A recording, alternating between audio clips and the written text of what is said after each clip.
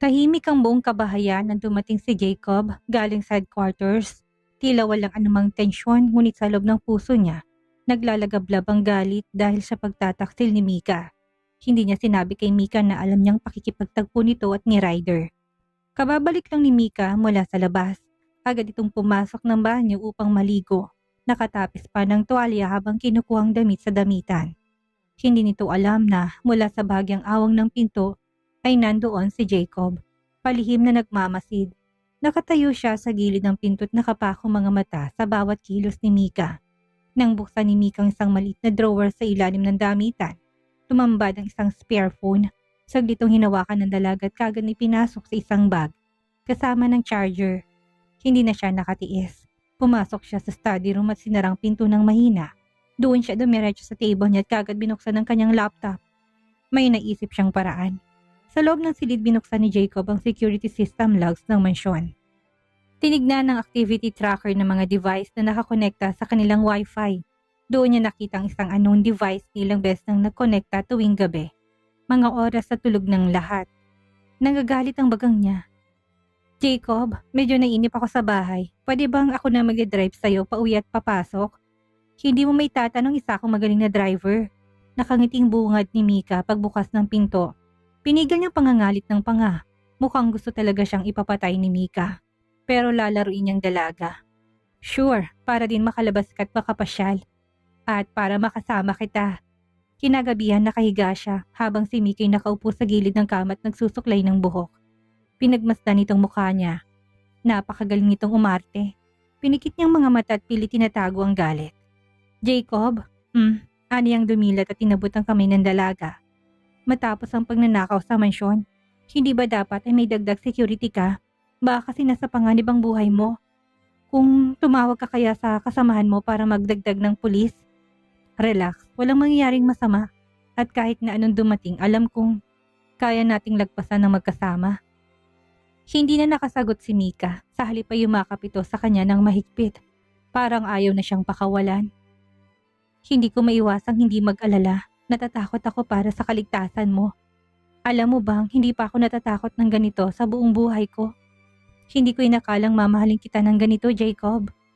Mika, mahalaga ka sa akin. Palagi mong tatandaan yan.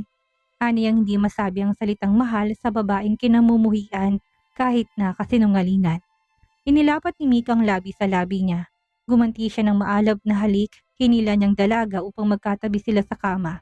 Yumakap ito ng mahigpit na tila na ayaw siyang pakawalan. Muntik na siyang maniwala sa tamis ng halik na pinagsasaluhan nila. Bakit parang totoo? Araw ng asasinasyon, makulimlim ang langit. Malamig ang simoy ng hangin. Tila pabagsak ang malakas na ulan. Sa loob ng kotse, tahimik na nakatanaw sa labas si Jacob habang binabaybay ang pamilyar na daan pabalik sa Cabral Mansion. Nakahanda siya ang kanyang team sa anumang mangyayari. Tahimik na nagmamaneho si Mika. Hindi siya makapapayag na ito ng huling biyahe ng buhay na lalaking iniibig.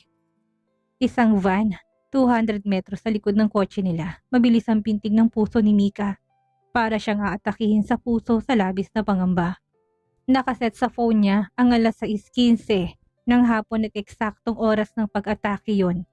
Ayon sa natanggap niyang mensahe mula sa kapatiran, isang aksidente sa intersection orchestrated ng grupo para mapatigil ng sasakyan ni Jacob at barilin to sa ulo na hindi niya hayaang mangyari.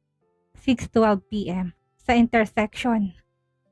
Nag-aagaw ang liwanag at dilim, walang CCTV sa bahaging yon. Kung meron man ay tsak na nasira na.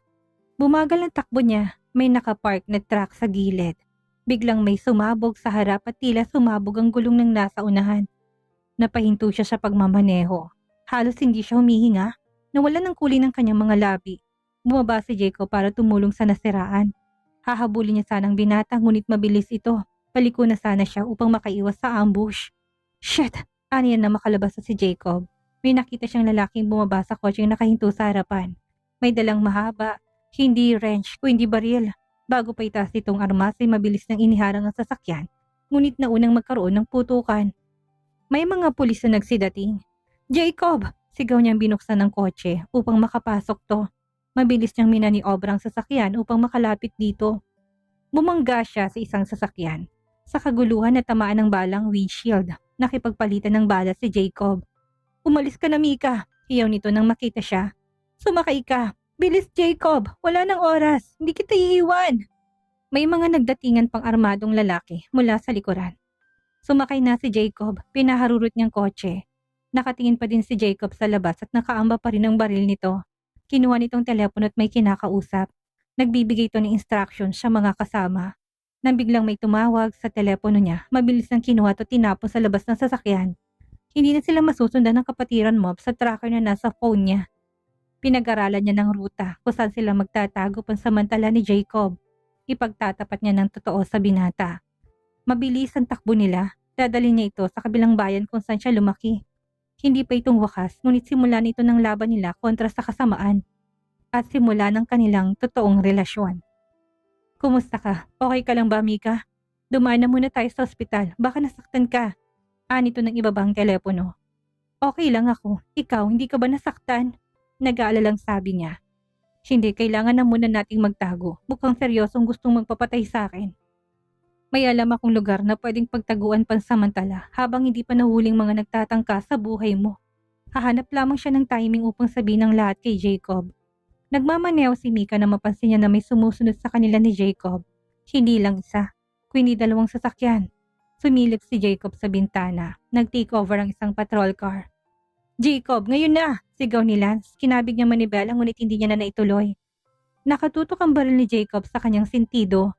Daig pa niyang natuklaw na kobra at unti-unting kumakalat ang kamandag sa kanyang katawan. Tapos ay binagsakan siya ng bomba. Ganun kadurog ang puso niya. Sa likod ng sasakyan nakaposas na si Ryder, hawak na mga tauhan ni Lance. Napangisi to. "Mika, huwag ka na magmalinis. Ikaw ang naglatag ng plano. Alam na lahat, ikaw ang utak nito. Kaso tiklo tayo, kita-kits na lang sa loob." Anitong tila baliw. Tulala siya, nanlalambot at nanginginig ang kanyang kalamnan. Hindi niya maihakbang ang mga paa. Naramdaman na lang niyang matalim na tingin ni Jacob. "Micaela Ibarra, you are under arrest." Parang batingaw sa tenga niya sinasabi ng binata. Naramdaman na lamang niya ang luhang pumapatak sa kanyang pisngi. Napakapit siya sa braso nito. "Jacob, pakinggan mo ko. Hindi mo alam ang lahat. Oo, totoo na may koneksyon ako sa kapatiran mo pero hindi ko kailanman ginustong saktan ka. Maniwala ka sa akin." "Tumigil ka na, Mika. Huwag ka na mag-deny. Ikaw ang nagpapasok sa mga magnanakaw sa mansyon at ngayon, ikaw din ang pasimulan ng tangkang pagpatay sa akin. Jacob, mahal kita. At mahal mo ko, hindi ba? Magtiwala ka sa akin." Isang tawang sinagot ni Jacob sabay din ng baril sa kanyang ulo.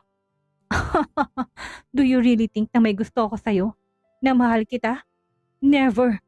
Not in this lifetime. Inutulang kita, gaya ng pang-uuto mo sa akin." Nalalabong mga mata niya sa luhang ayaw paawat. "Sabi mo gusto mo ko? Extend pa nga natin ng contract. Paano na si Lola Mila? Baka mag-alala siya." Aniyang tila hindi maproseso ng utak ang nagaganap. "They will surely hate you kapag nalaman nilang kasamaan mo." Hindi na siya nakapagsalita pa. Binuksan ni Lance ang kotse, dalang mga papel at may kasunod na 2 pulis. Hawak nilang warrant of arrest. "Micaela Ibarra, inaaresto ka sa kasong accessory to the attempted murder, conspiracy at espionage laban sa Estado." Hindi, nagkakamali kayo. Pakinggan niyo ko, Jacob." Hindi siya makalapit sa binata, nakaposas na siya. Pinapasok siya sa police vehicle habang si Jacob ay nanatiling nakatayo, nakapamulsad kausap ang mga kasamahan. Umiiyak siya habang nakatingin sa labas ng bintana. Nandoon pa rin si Jacob, nakamasid, ngunit wala ng emosyon sa mukha nito. Ang pinakamasakit sa lahat ay hindi siya nito pinapaniwalaan at hindi tunay ang pinapakita nitong malasakit sa kanya. Pagdating sa presinto ay kaagad siyang ipinasok sa malamig at madilim na selda. Napaupo siya sa isang sulok, magaspang ang simento. May kalawang ang bakal ng rehas, mabahaw ang amoy sa loob. May 2 babaeng nakakulong din na natutulog. Tulala siya, wala nang lakas, wala nang pag-asa sa mga mata. Halos hindi siya makagalaw. Hawak pa rin niyang manipis na kumot na binigay ng pulis. Bumabalik-balik sa isipan niyang eksenang inaresto siya at ang paraan ng pagtingin ni Jacob na parang isa siyang kriminal. Sumandal siya sa malamig na pader. Nakatingin sa kisame habang pinipilit niyang pigilan ng luha. Dumaan ang isang pulis sa tapat ng selda at binigyan siya ng pagkain. Hindi niya yun ginalaw, nagagawa ng 2 kasama niya sa pagkain niya. Kinabukasan ay dinala siya sa interrogation room. Ang ilaw sa silid ay isang bumbilya sa gitna ng kisame. Dinig ang tibok ng puso niya habang nakaupo siya, nakaposa sa bakal na mesa. Sa harap niya ay si Jacob, hawak ang isang envelope. Hindi siya tinignan ni Jacob sa una. Maingat nitong inilapag sa mesa ang mga papeles, larawan at flash drive. Micaela Ibarra, hindi siya kumibo, tila bato. Tulala, nakatingin lang sa gitnang bahagi ng mesa. Nanginginig ang mga daliri, ngunit hindi niya ipinapakita. Ikaw ang naplano ng break-in. Tinulungan mo kapatiran mob. Nagkunwaring asawa ko habang unti-unting kinukuhan tiwala ko. Para may sa katuparan ng maitim ninyong plano. Ang burahin namang ebidensya laban kay Don Maximo. Sinampal ni Jacob sa mesang screenshot ng mga mensahe nila ni Ryder. At ang litrato nilang magkasama, tila nalaglag ang puso niya sa kinalalagyan. Hindi niya maibukang bibig. Minahal ka ng pamilya ko. Pinagkatiwalaan ka ni Lola Mila. Pero peke ka. Sagad hanggang sa butong kasamaan mo. Jacob, minahal mo ba ako? Kahit na konti? Sa halip ay tanong niya. Hindi. Pinaglaruan lang kita. At isa lang tanga para maniwala sa kabutihang pinakita ko sa'yo. Wala kang puso, Jacob. Ani ang mahina na halos siya lang ang nakakarinig. Hindi na siya kumibo, ngunit sa ilalim ng mesa, mahigpit ang pagkakakuyom ng kanyang mga kamao. Umuugong ang tenga niya at nanlalaki ang kanyang ulo. Ikaw ang pinakawalang hiyang babaeng nakilala ko. Pinagsisisihan ko na nakilala kita. Hindi na siya nagsalita. Walang kahit isang patak ng luwang hahayaan niyang pumatak. Wala ka na bang sasabihin ha? Umamin ka na sa mga kasalanan mo. Ani Jacob na mas lalog ng ngit-ngit. Tinulak nitong lahat ng ebidensya papalapit sa kanya. Ngunit nanatili siyang tulala. Tinapangan niyang mukha at sikmura, kagaya ng una silang makita sa parehas sa sitwasyon. Malalim ang mga mata ni Mika habang palabas siya ng main gate ng presinto. Suot niyang parehong damit na suot niya noong siya'y inaresto, lukot at marumi. Hawak niyang maliit na paper bag na may lamang cellphone, ID at wallet. Wala na isang sumalubong sa kanya. Ngunit paglapag ng paa niya sa labas ng gate ay may isang itim na SUV na nakaparada at nakabukas ang pinto sa likod. Doon niya nakita si Ryder. See? Sinabi ko sa'yo, hindi ka namin pababayaan. Kapag tapat ka sa kapatiran, tapat din sila sa'yo. Asa ng minamahal mo? Pinakulong ka. Anitong nakangisi. Napakurap siya at kumabog ang dibdib. Hindi niya alam kung matutuwa ba o matatakot. Ang kalayaang ito ay may kapalit. Paano naayos ang kaso? Paano tayo nakalaya? Mabigat ang ebidensya laban sa atin, tanong ni Mika kay Ryder. Mika, hindi mo alam kung gaano ka makapangyarihan ng kapatiran mob. May tao tayo sa loob, hindi ba? Mas mataas pa sa kabral na yan. At kung kumantakat na laman ng mga pulis ang totoo, malamang hindi ka nasisikatan ng araw sa kulungan. Tamang desisyon ang ginawa mo. Napalingon si Mika sa presinto, isang bahagi sa kanyang gustong bumalik. Gusto niyang sabihin kay Jacob ang buong katotohanan. Ngunit alam niyang hindi siya nito papaniwalaan at dapat lang natapusin niya ng kahibangan. Sumakay ka na, may bagong instructions siyang kapatiran mob. Gusto kang makausap ng leader. Isang malalim na buntong hiningang kanyang pinakawalan habang papasok sa van. Para bang lalong lumayong pagitan ng tama at mali. Ngunit wala na siyang pwedeng takbuhan. Bago pa siya tuluyang makapasok ay dumating si Jacob. Napatras siya, tila naubusan ng lakas. Hindi siya makakibo pero tumitig siya kay Jacob ng matalimang tingin sa kanya. Tila gusto nitong pilipitin ang kanyang leeg. Ang kapal ng mukha niyong dalawa. Hindi ko alam kung paano kayo nakalabas. Pero hindi pa tayo tapos. Ibabalik ko kayong dalawa sa kulungan. Bro, nagkausap ng mga boss natin. Sumunod na lang tayo. Sumuko na si Don Maximo, hindi ba? Kaya dapat lang na mapawalang sala kami ni Mika. Singit ni Ryder. Nagtagis ang bagang ni Jacob, kuyong pati kamao nito. Alam nitong matindi ang galit ng binata sa kanya. Hindi ko alam kung anong ginawa ninyo, pero isa lang sinisiguro ko sa inyo. Magbabayad kayo sa lahat ng kasalanan ginawa ninyo. Hindi niyo matatakasan ng batas. Hindi namin kailangang takasan ng batas. Naging witness kami against Don Maximo. Tumulong kami sa kapulisan para madakip ang matanda. Ano pa bang pinagpuputok ng butsi mo? Gago, magaling ka magkabisa ng mga bili ng abogado nyo. Hindi ko alam kung paano nyo napapayag si Don Maximo na kusang sumuko para makalabas kayo ng kulungan. Lalo ka na, Mika. Pinapalabas ng abogado na inosente ka. Naniniwala ako sa karma. Ibabalik kita sa kulungan. Yumuko at tumalikod siya para pumasok sa van. Tapos na sila. Tapos ng kanilang kwento. Durog ang puso niya, ngunit buo ang kanyang pasya na magpatuloy. Life must go on. Hangad niyang kaligayahan at kaligtasan ni Jacob. Nakarating sila sa isang malaking mansyon ng kapatiran mob na tanging importanteng tao lamang ang nakakarating. Marami ang mga armadong bantay sa paligid. Si Mika ay nakaupo sa isang mahogani na upuan, kaharap ang isang matikas at may otoridad na lalaki.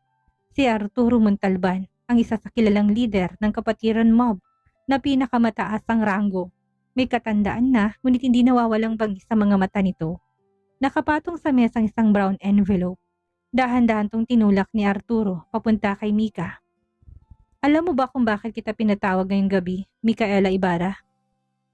Bago pang lahat, nais ko magpasalamat sa tulong nyo para makalaya ako mula sa kulungan. May kinalaman po ba ito sa misyon o kay Jacob Cabral kung bakit niyo ako pinatawag? Hindi sumagot si Arturo, sa halip tinuro nitong envelope. Nanginginig ang kamay niya habang binubuksan ito. Basahin mong papeles sa loob. Sumunod siya at binasang laman. Doon niya nakitang isang DNA test result. Positive, 99.99%. Ipinapakita na siya, si Micaela Ibarra ay anak ni Arturo Montalban, ang mismong lalaking nasa harap niya ngayon at matagal niya nang hinahanap. Biglang tumigil ang mundo niya. Nalalamig ang kanyang katawan. Hindi siya makapaniwala. Ikaw ang bunga na naging relasyon ko kay Olivia. Kaya ka nagnanais na pumasok sa kapatiran mob upang makilala mong iyong ama. Ako ang taong hinahanap mo. Hindi kaagad siya nakapagsalita. Halos hindi siya makahinga. Ilang segundo pa bago siya nagbigkas ng unang tanong. Kung anak mo ko, bakit ngayon lang po tayo nagkaharap? Nalaman kong anak kita nang makita kong video ng pagkadakip sa'yo. Magkamukhang mga mata natin habang nakuha mong ilong at ang labi mo sa iyong ina at nagpaimbestiga ako tungkol sa pagkatao mo. Nanatili siyang walang kibo. Hindi na mauulit na maaapi ka ng kahit na sino. Sa estado ko, pinili kong hindi magkaroon ng pamilya dahil ayaw ko magkaroon ng mga taong poprotektahan. Ngunit dahil nandyan ka na, masaya akong malaman na may anak ako. Pero ilalayo kita sa mundong ginagalawan ko. Hindi ko hayaang mapahamak ka o gamitin ng iba laban sa akin. Napatayo si Mika, nanginginig ang boses. Hindi ko po naiintindihan ano pong ibig niyong sabihin. Inayos ko ng lahat, kaya bukas aalis ka. Sa ibang bansa ka muna titira upang mag-aral. Isang bagong simula. Pero may kaso po ako. Hindi po ako basta-bastang makakaalis ng bansa. Wala ka ng kaso. Nakausap ko ng pinakamataas na hepe ng pulisya. Ibinigay ko si Don Maximo, kapalit ng kalayaan mo. Pag-iisipan ko po, magpapaalam po ako kay Nanay Olivia. Sinong inaalala mo? Ayon sa report, hindi naging magandang trato sa'yo ng nanay mo. Hindi ka nga niya dinalaw sa kulungan. Magmula ngayon ay tayong dalawa ng magkakampi. Pasensya na po kayo at nabigla po ako. Pasensya na din, hindi ko alam kung paano maging isang ama. Proteksyon at seguridad lamang ang kaya kong ibigay. Hindi kita mayakap, hindi ko alam kung paano maging isang ama. Ngumiti siya. Kahit po ngayon lang tayo nakita, masaya ako na kinikilala niyo ako bilang isang anak. Yun lamang po ay sapat na. Matagal na po ako naghahanap ng kakampi sa buhay. At ngayon ay buo ng pagkatao ko. Kilala ko ng aking ama. Sumunod ka sa lahat ng sasabihin ko. Gusto ko ay ibang landas ang tatahakin mo. Mag-aral ka at pamunuan ng mga negosyong naitayo ko. Sige po, susunod po ako sa inyo. Itay, aniyang napayakap sa ama. Bumalong ang mga luha sa kanyang mga mata dahil sa kaligayahan. Nagayos ng mga gamit si Mika. Hinihintay na lang niyang visa, ilang papeles at nakaramdam siya ng pagkahilo. Napakapit siya sa gilid ng kama. Hindi pa niya maproseso sa utak ang nararamdaman ay napatayo siya dahil biglang bumaliktad ang kanyang sikmura. Ilang minuto na ay nagsusuka pa rin siya at halos tubig na lamang ang lumalabas sa kanyang bibig. Sinakmal siya ng kilabot. Napaawa ang labi niya nang maisip na hindi siya dinatna ng buwan ng dalaw noong nakarang buwan. Wala sa plano niyang mabuntis. Hindi ngayon at hindi kailanman. Tuliro siya at nahilamusan ng mukha. Kailangan niyang makatiyak. Nagpunta siya sa pinakamalapit na klinik. Nanginginig ang katawan niya habang naghihintay ng resulta. Tinawag siya ng doktor at pinapasok sa loob. Congratulations, Mrs. You're 2 months pregnant? Tila bombang pinasabog ang balita. Tulalang lumabas siya ng klinik, hindi niya alam ang gagawin. Magsisimula na siya ng panibagong buhay sa piling ng kanyang tatay. Mukhang may ibang plano si Lord. Ayaw ba siyang paalisin? Sign ba ito? Kailangan malaman ni Jacob ang kalagayan niya. Hawak niya isang maliit na sobre. Ang resulta ng kanyang pregnancy test na kinumpirma ng doktor kanina lamang. Tuliro at kabado. Ngunit buo ang loob niya na kausapin si Jacob para sa batang na sa kanyang sinapupunan. Nasa opisina si Jacob, umugong ang bulungan nang makita siya ng mga kasama nito sa trabaho. Dahan-dahan siyang lumapit, ni hindi alam kung paano umpisa ng sasabihin. Jacob, pwede ba kitang makausap? Bungad niya, kusang nag-alisan ang ilang kasama sa loob ng opisina ng binata. Napalingon ito, mabilis ang naging reaksyon nito. Malamig at matalimang titig, puno ng hinanakit. May bago ka na naman bang dahilan para lapitan ako, Mika? May bagong drama na gusto mo kong isama? Napasinghap siya, nilabanan ng luha. Hindi, Jacob. Please, makinig ka muna. Importante lang talaga to. Hindi ako nandito para... Tumayo ang binata, matalimang titig sa kanya. Hindi ka ba nagsasawa? Tigilan mo ko, Mika. Hindi mo mabibilog ang ulo ko. Hindi ako nandito para sa kung ano man. May gusto na sana akong sabihin. Kung may gusto kang sabihin, idiretso mo sa mga kasama mong kapatiran. Masanay silang makinig sa mga kwento mo. Ako, tapos na. Lahat ng paglapit mo, hindi ko na dapat pansinin. Baka sa susunod mahulog ako ng tuluyan sa maitim mong balak. Napalunok siya, naramdaman niya na para siyang nilamon ng lupa. Ang mga salitang yon ay tila sampal sa mukha niya, lalo na't may hawak siyang katotohanan na walang kinalaman sa anumang pakana. Jacob, hindi mo malang ba ako pakikinggan? Kahit na sandali lang? Ani ang nanginginig ng tinig. Anong sasabihin mo? Totoong mahal mo ko at hindi palabas lamang? Nagkaroon siya ng pag-asa. Sunod-sunod na tango ang ginawa niya. Oo, Jacob. Lahat ng pinakita ko para sa'yo ay totoo. Binigay ko sarili ko sa'yo ng buong buo. Ikaw ang unang lalaki sa buhay ko. Alam mo yan. Mahal kita, Jacob. Oh, I see. You fall for me at nagsisisi ka. Uulitin ko ulit hanggang makuha ng masyadong matalas mong utak. Hindi kita nagustuhan o minahal. Pinakitaan kita ng mabuti dahil gusto kong mahulog at makonsensya at makaganti na rin sa lahat ng kasalanan mo. Jacob, kalimutan na natin ang nakaraan. Pwede tayong magsimulang muli kasama ang... Wala na tayong pag-uusapan, Mika. Madami akong kriminal na dapat hulihin. Anitong tinatapos ang kanilang usapan. Magkita tayo pagkatapos ng trabaho mo. 5:00 sa parke sa harap ng munisipyo. Importanteng makausap kita. Hihintayin kita doon. Tila naaaliw ito na makita siyang kabado. Sorry, may overtime ako ngayon. Napalinga siya at nakita niya nakatingin lahat sa kanilang mga kasamaan sa trabaho ni Jacob mula sa salaming bintana. Hindi importante ngayon ang sasabihin ng ibang tao. Ang pinakamahalaga ngayon ay ang pinagbubuntis niya. Nabuhay siyang walang ama at hindi niya papahintulutan na magaya sa kanyang anak. Kahit na magmakaaway gagawin niya upang mabigyan ng buong pamilyang bata. Maghihintay ako kahit na gaano katagal. Nasa ibaba lang ako. Aniya nang pumasok sa loob si Lance. Hello, Detective Lance. Aniya bago lumabas. Natigilan si Lance at tinabol siya ng tingin. Napabilis ang lakad niya. Baka mabosesan nito na siya si Alyssa kahit nasa telepono lamang sila nag-uusap. Nakaupo sa lumang kahoy na bench, tarap ng munisipyo si Mika. Hawak-hawak niya ang cellphone. Paulit-ulit na tinitignan kung may mensaheng pumasok. Sa harap niya, tanaw ang opisina ni Jacob. Naglabasan ng mga kasama nito kaninang 5:00, 6:00 na hindi pa ito lumalabas. Madilim ng langit, lumamig ang simoy ng hangin. Nagsimula nang bumagsak ang malalaking patak ng ulan. Kumakagat ang lamig sa balat, ngunit hindi yun ang dahilan ng panginginig niya, kundi ang paghihintay sa wala. Kinuha niyang telepono at pinindot ang number ni Jacob, unattended. Nakailang ulit siya, nagpadala na lamang siya ng mensahe, ngunit ayaw masend, mukhang block na siya sa number nito. Kahit ilang minuto lang, Jacob, please naman. Basang-basa na siya sa ulan. Sumilong siya sa katabing waiting shed. 7:00 na, 8:00. Lumipas ang mga oras, dumadalang ang mga sasakyang dumaraan. Wala pa rin si Jacob. Ang mga ilaw sa munisipyo, isa-isa nang pinapatay. Imposibleng hindi niya makita itong lumabas o baka sa likod to dumaan. Napapikit siya. Pinilit ang sarili na huwag umiyak at kailangan lakasan at kapalan niya ang mukha para sa anak. Ang hirap palang maghintay ng taong alam mong hindi na darating. Nahaplos niya ang kanyang tiyan. Hindi pa halata, ngunit daman niya ng presensya ng bagong buhay na kailangan niyang alagaan. Tumayo siya, huling sulyap sa munisipyo. Naglalakad na siya palayo't halos silam ng mga mata sa luhat bigat ng damdamin na mapansin niya na may paparating na kotse. Huminto ito sa tapat ng munisipyo.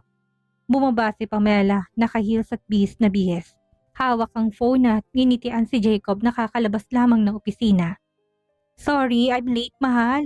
Na-traffic ako sa highway. Tara na? Sa gilid ng parke, parang kinoryente siya sa nakita. Hindi na siya makapagpigil. Tumakbo siya pabalik.